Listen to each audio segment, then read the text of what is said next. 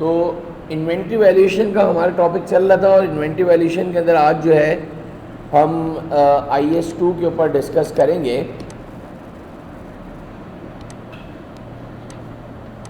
तो international accounting standard के लिहाज से अकाउंटिंग एक्सपर्ट ने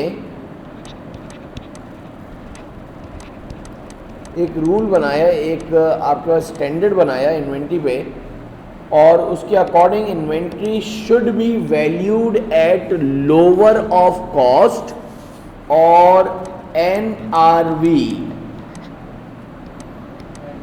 it means there is a comparison between cost और NRV whichever is lower. अब इसका मतलब समझिएगा। सर इसका क्या मतलब हुआ? इसका मतलब ये हुआ कि आपको एक कंपैरिजन करना है कॉस्ट का और NRV का। कॉस्ट का और NRV का आपको जो है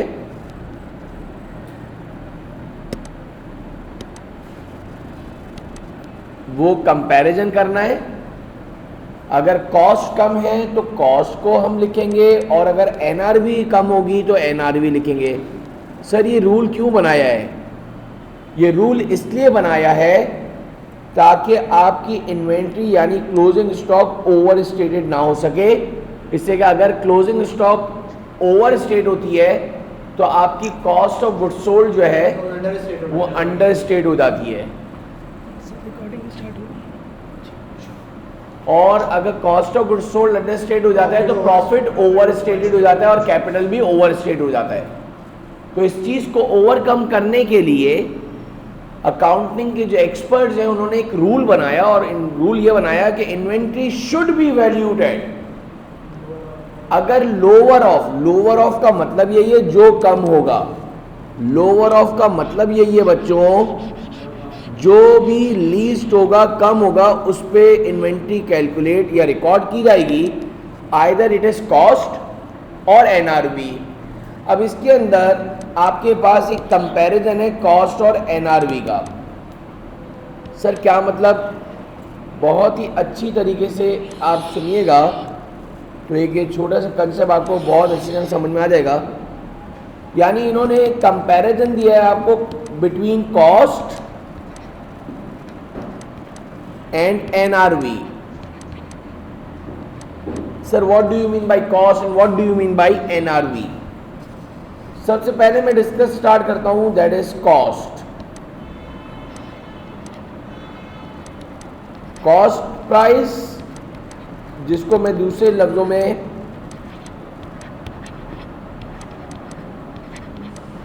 परचेज प्राइस भी बोलूंगा, जिस पे आपने वो गुड्स को परचेज किया था।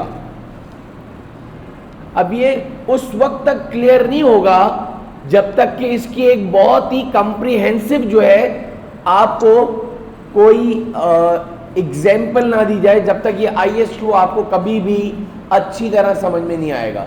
इसलिए मैं चाह रहा हूं कि ये आपको PRC के अंदर ही जब आपको ये आ जाए, आपका CAF1, FAR1, FAR2, इवन हमेशा तुम्हें इन्वेंट्री का ये IS2 हमेशा पक्का हो जाए कि इसका बिटवीन जो कंपैरिजन जो बनाया वो करा क्या है इन्होंने। और वो बनाया ये है कि मैंने कहा कॉस्ट का मतलब होगा कॉस्ट प्राइस, और you can say that the purchase price, जिस पे आपने वो गुड्स को परचेज किया था। सर दूसरी तरफ लिखा हुआ है NRV। NRV stand for net realisable value. Net realisable value. Sir ये तो वेरी फर्स्ट टाइम पढ़ा है। जी हाँ बिल्कुल। सर ये NRV का क्या फॉर्मूला है, कैसे NRV निकलती है? NRV का फॉर्मूला है estimated selling price minus estimated cost to sell. इधर एक बात क्लियर कर दूं, कॉस्ट टू सेल लिखा है, कॉस्ट ऑफ सेल्स नहीं लिखा। There is a big difference between cost of sales and cost to sell. Cost of sales का मतलब कॉस्ट ऑफ गुड्स सोल्ड, जो हमने इनकम स्टेटमेंट बनाई थी, कॉस्ट ऑफ सेल्स, और you can say that cost of goods sold, जिसका formula होता है opening stock add purchases goods available for sale less closing stock gives you cost of goods sold. इधर तो नाम लिखा है इसने कॉस्ट टू सेल, यानी कि उस गुड्स को बेचने की जो कॉस्ट लगती है उसको हम कॉस्ट टू सेल कहते हैं। सर ये कॉस्ट टू सेल के अंदर क्या क्या चीज़ें आती हैं ज़रा देखिएगा।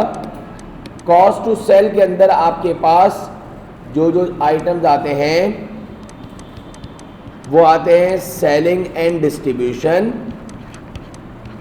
पहले तो मैं ये इसको पूरा लिख दूं, इसके बाद जब आपको इसकी एक्सप्लेनेशन के लिए एक हम जो है एग्जाम्पल लेंगे तो इससे आपको इंशाल्लाह समझ में आएगा। कॉस्ट टू सेल के अंदर क्या है, मार्केटिंग कॉस्ट, यानी उस प्रोडक्ट को बेचने के लिए जो कॉस्ट लगती है, advertising cost, packing cost, repacking cost, repackaging cost, packaging cost, repackaging cost, repair cost, salesman commission,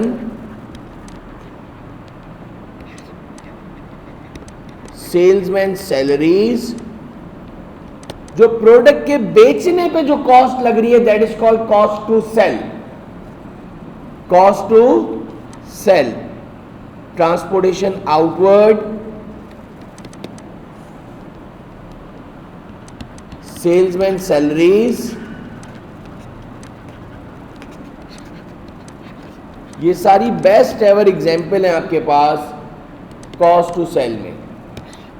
और परचेज प्राइस का मतलब है जिस पे आपने पीस को आपने परचेज करा है।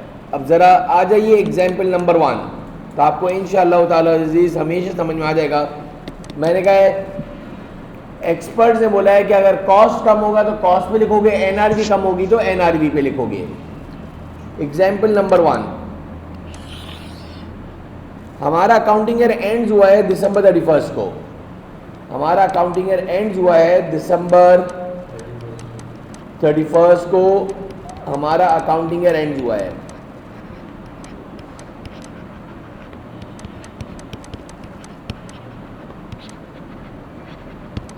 और अकाउंटिंग ईयर एंड्स के ऊपर मेरा बेटा हम लोग जो है कुर्सियां बेचने का कारोबार करते हैं। किसका? हम बनी बनाई कुर्सियां खरीदते हैं होलसेलर से, मैन्युफैक्चरर से, और उसके ऊपर प्रॉफिट एड रख के बेचते हैं। आज दिसंबर 31 है, अकाउंटिंग ईयर एंड्स है। मैंने तुम लोगों को बोला जाओ गोडाउन में जाके गिन कराओ कितनी कुर्सियां बाकी हैं। एग्जाम्पल नंबर 1, ये मेरी एग्जाम्पल नंबर 1 है।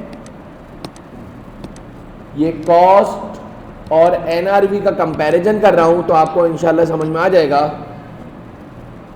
सर क्या मतलब? तो आपने बताया कि सर कॉस्ट प्राइस निकाल लें। पहले हम अपनी तरफ से कोट कर रहा हूं, आप गिन कर आए तो बताया आपने कि 5000 चेयर्स पड़ी हुई हैं, 5000 यूनिट्स पड़े हुए हैं जो कि साल के आखिर में बिके नहीं हैं। 5000, कैलकुलेटर निकालें, 5000 यूनिट्स हैं, चेयर्स पड़ी हुई हैं जो फैज़ बिकी नहीं है, लेकिन वो 1 जनवरी को बिक जाएंगी, कोई ऐसी बात नहीं है। और वो एक चेयर हमने 2000 रुपये पर यूनिट के हिसाब से, 200 रुपये पर यूनिट के, 2000 पर यूनिट के हिसाब से लिए, या 200 रुपये कर दो यार,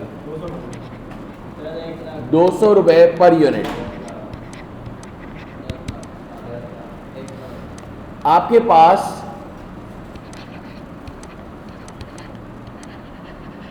1 लाख रुपए आ गया, 5000 मल्टीप्लाई बाय 10 लाख रुपए। आपने बताया कि सर हमारे गोडाउन में जो 5000 कुर्सियां पड़ी हुई हैं, कितनी कुर्सियां पड़ी हुई हैं?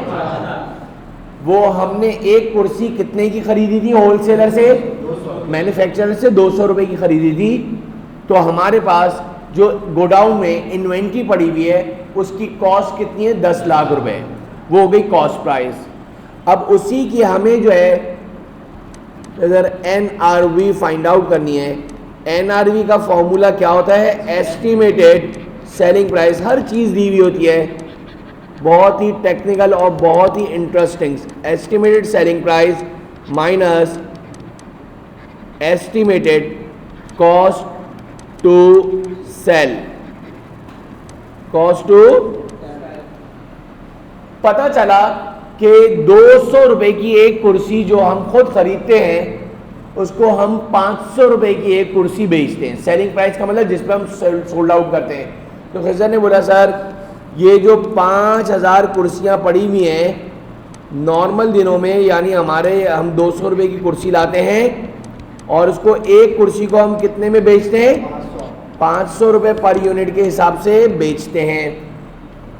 लेकिन सर याद रखिएगा ये कुर्सी जो बेच के देता है वो हमारा सेल्समैन बेच के देता है। सारी मेहनत कौन करता है, हमारा सेल्समैन करता है, वो ही बेचता है। और उससे ये तय पाया है कि 500 रुपए की कुर्सी आपको बेचनी है, हर कुर्सी के ऊपर तुम्हें 125 रुपए का आपको क्या मिलेगा, कमीशन मिलेगा। हम तो आराम से सेफ पे बैठते हैं, कैश काउंटर पे बैठते हैं, कस्टमर को कन्विंस करना, कस्टमर को दिखाना, सारा काम किसका है, सेल्समैन का। और उससे हमारा कॉन्ट्रैक्ट ये हुआ है कि ये 500 रुपए की कुर्सी बेच के देगा तो आपको हर कुर्सी पर 125 रुपए का क्या मिलेगा। तो हमने ये सोचा है, आज तक हमने कोई कुर्सी बेची ही नहीं है, बेच के कौन देता है, तो जब ये 5000 कुर्सियां बिकेंगी तो हम तो नहीं बेचेंगे, कौन बेचेगा। तो 5000 कुर्सी पर 5000 यूनिट्स पर हर कुर्सी पे 125 रुपए पर यूनिट के हिसाब से हमें क्या देना पड़ेगा, कॉस्ट टू सेल। सब कुछ सवाल के अंदर गिवन होगा। अब जरा गौर से सुनना, 5000 को 500 से मल्टीप्लाई करो, ये आ गया 25 लाख, हो गया estimated selling price. 5000 multiply by 125, 6 नहीं भाई 6 लाख। फैज जरा सा एक्टिव रहो, एक तो रिकॉर्डिंग चल रही है। 6,25,000, 6,25,000 रुपए क्या हो गई, कॉस्ट टू सेल। 25 लाख में से 6,25,000 माइनस करो, 18 लाख। फौरन से पहले मैं ऊपर जाता हूं, जरा सा आईएएस वापस से आपको नजरसानी करता हूं। Inventory should be valued at lower of cost और NRV whichever is lower. जरा मेरी एग्जाम्पल के अंदर सारे बच्चे बताना, कॉस्ट कम है या एनआरवी कम है, कॉस्ट कम है या एनआरवी कम है। तो आपके पास कॉस्ट कम आई है बेटा, आप क्लोजिंग स्टॉक के अंदर यानी कि इनकम स्टेटमेंट के अंदर 10 लाख रुपए को रिकॉर्ड करोगे और बैलेंस शीट के अंदर भी आप क्लोजिंग स्टॉक 10 लाख पे लेके जाओगे, 18,75,000 पे। इसलिए क्या अकाउंटिंग एक्सपर्ट ने बोला क्लोजिंग स्टॉक जो लोअर होगा उस पे लिखोगे। अब मेरा सवाल ये है कि इस सिचुएशन में ये जो केस तुम्हारे सामने बनाया है इसमें कॉस्ट कम आई है और एनआरवी ज्यादा आई है, इससे कि ये कुर्सी आराम से 500 रुपए की बिक रही है। क्या मेरा एक सवाल है, कभी जिंदगी में ऐसा हो सकता है कि एनआरवी भी कम आए कॉस्ट से? इससे कि एनआरवी का फॉर्मूला होता है एस्टिमेटेड सेलिंग प्राइस, और सेलिंग प्राइस में क्या शामिल होता है, प्रॉफिट।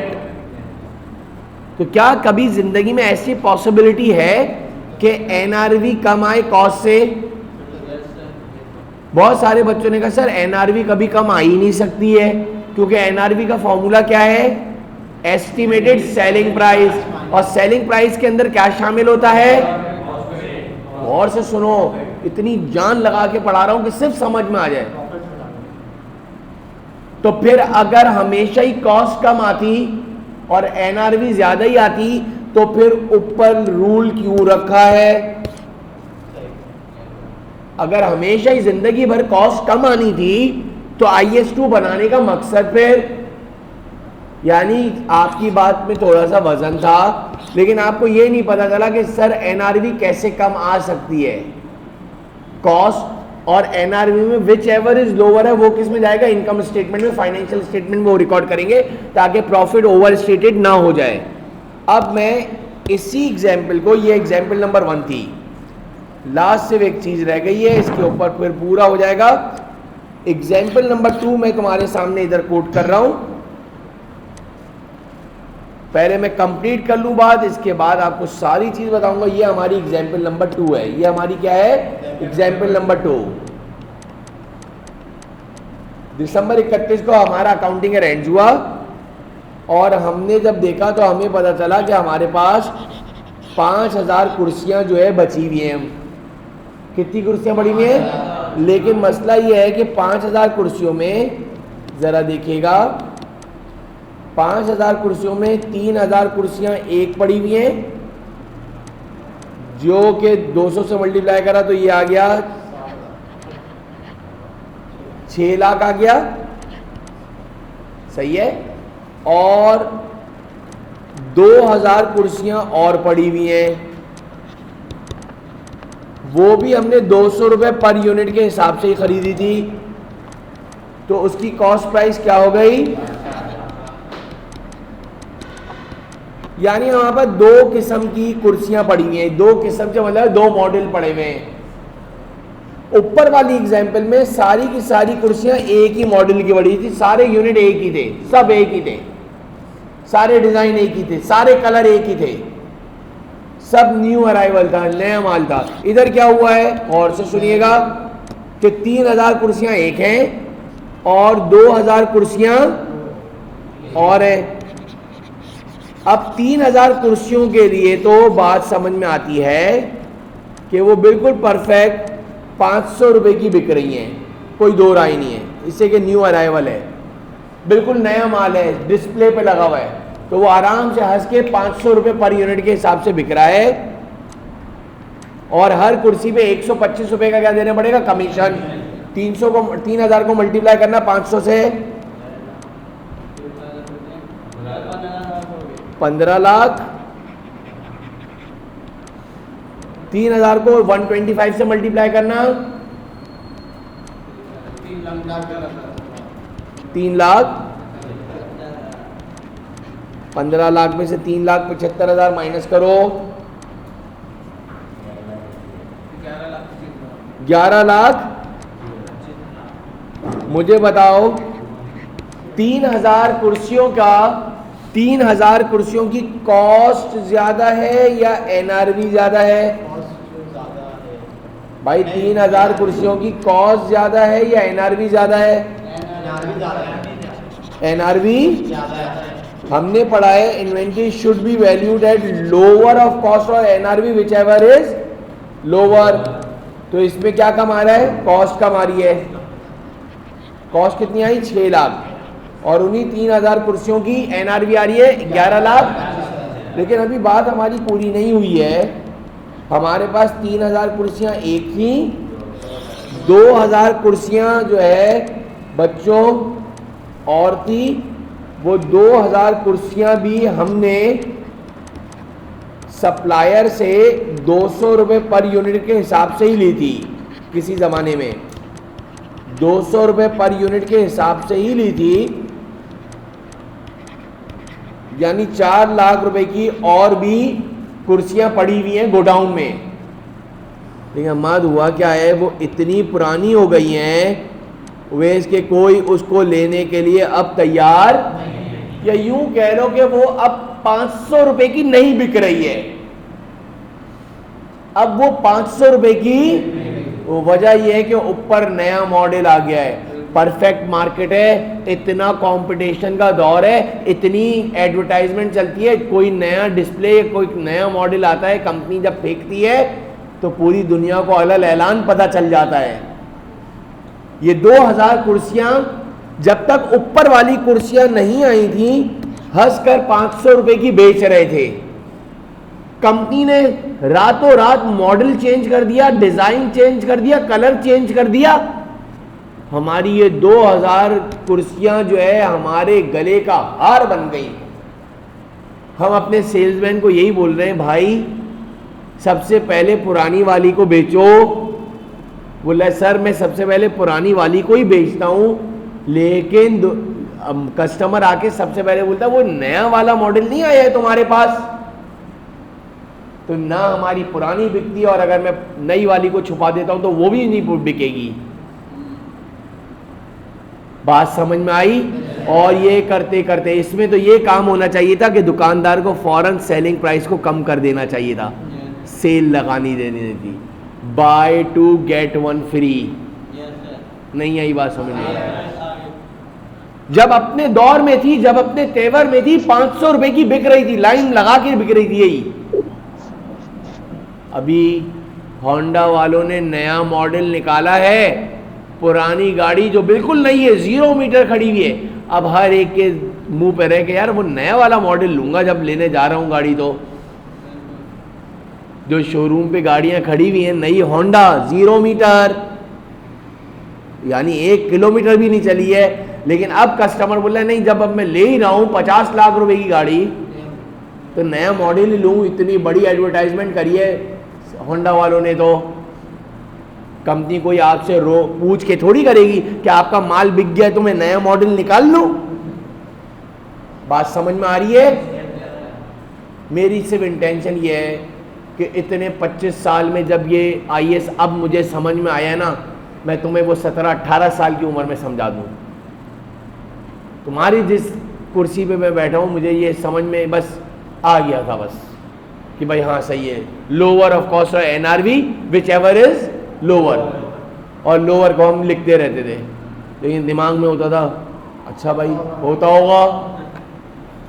आज समझ में आया कि भाई क्लोजिंग स्टॉक को अगर मैं सेलिंग प्राइस पे लिखता रहूं, NRV पे कॉस्ट पे ही लिखता रहूं, तो मतलब कि इन्वेंट्री ओवर स्टेट हो जाएगी।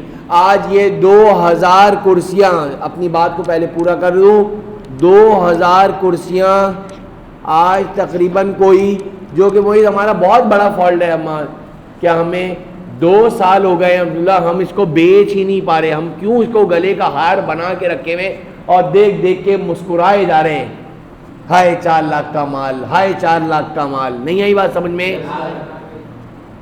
इसमें एक मुझे बड़ी प्यारी कहावत याद आई बिजनेसमैन की कि माल बेच के रोते रहो लेकिन देख देख के रोते नहीं रहो।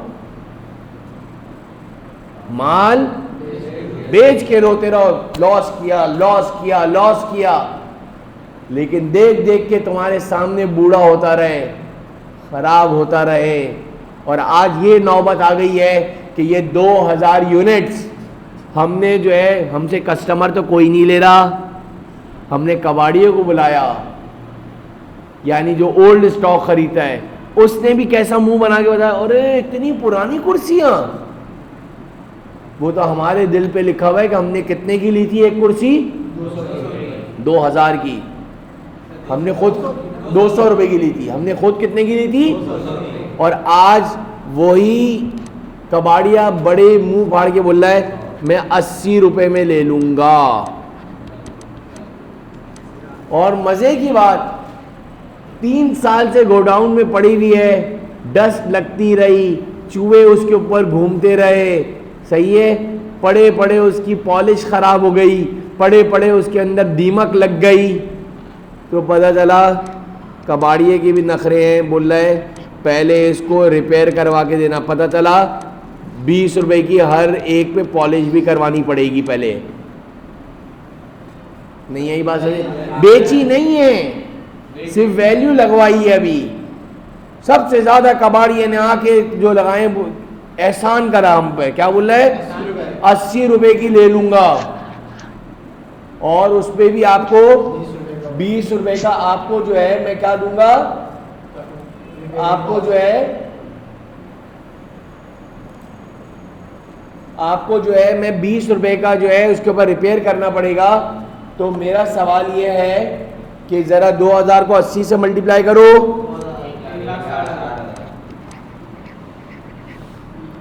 और 2000 को 20 से मल्टीप्लाई करो, 1,60,000 में से 40,000 माइनस करो।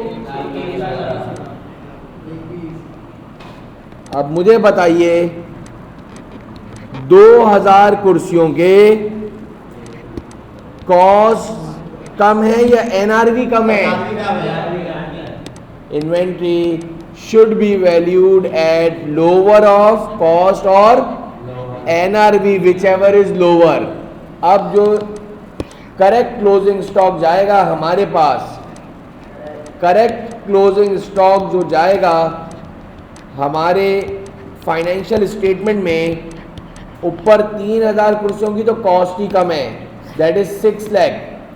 6 लाख एक कुर्सी के और 1,20,000 एक कुर्सी के, दोनों को ऐड करो।